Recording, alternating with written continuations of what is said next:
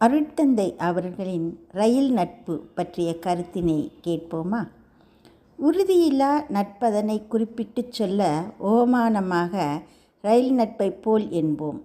இறுதி வரை மனிதரிடை இக்கருத்தே தொடர்ந்து என்றும் நிலவாது இருக்க மாற்று கருத்தொன்றை நிறுவிவிட்டோம்.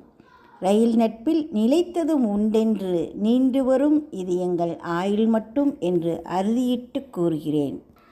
ஊர் நாடி ரயிலேறி வரும் வழியில் என்னை ஓர் இளைஞர் அப்துல் ரவூப் வண்டியில் சந்தித்தார்.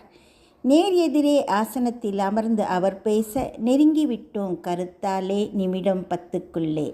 பேர் என்ன, ஊர் என்ன எனக் கேட்டார். சொன்னேன். பெருமகிழ்ச்சி காட்டியதோடு அன்று முதல் அன்னார் ஆர்வமுடன் இன்று வரை அஞ்சல் பல தீட்டி அனுப்பியுள்ளார் எனது கொள்கைகளை ஆதரித்து. ரயில் நட்பும் நிலைக்கும்